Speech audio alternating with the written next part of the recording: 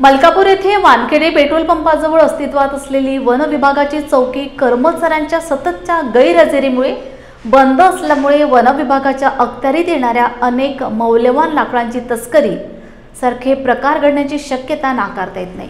त्यामुळे वन विभागाच्या बंद राहणाऱ्या चौकी सुरू करून गैरहजर राहणाऱ्या कर्मचाऱ्यांवर कारवाई करण्यात यावी अशा मागणीचे निवेदन माजी नगरसेवक रवींद्र गव्हाडे यांनी मोताळा वनपरिक्षेत्र अधिकाऱ्यांना एका निवेदनाद्वारे केली आहे।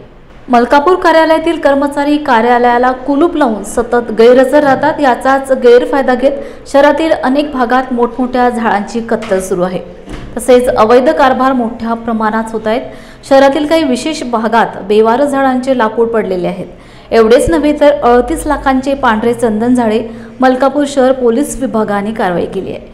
यावर वनरक्षक वन विभाग ड्युटी नियमाने न बजावता दुर्लक्ष करून सेवेत कसूर केल्याचे निदर्शनास येत आहे।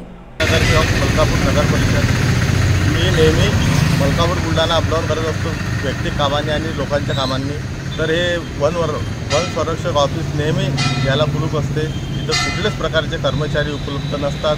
इथून फार आवश्यक प्रकारचे लाकडांची वाहतूक होत असते आणि नेहमी तेव्हाही इथं कार्यालयाला कुलूपच असते। कोणताच कर्मचारी दिवसा किंवा रात्री उपस्थित नसतो। त्यामुळे इथून अवैध लाकडांची फार उलाढाल होत आहे। तरी मी 17/7/2025ला बोराखेडी मोताळा येथे तालुका वनरक्षक यांना निवेदनसुद्धा सादर केलेलं आहे। त्या कर्मचारी इथं उपलब्ध नसल्यामुळे यांची तात्काळ चौकशी करून यांच्यावर निलंबनाची कारवाई करण्यात यावी।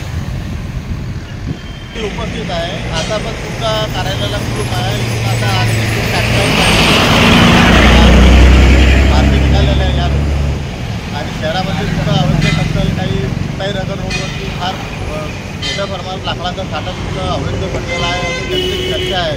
लोक सांगतात आम्ही सुद्धा बघितलेलं आहे। यावर वनरक्षक काही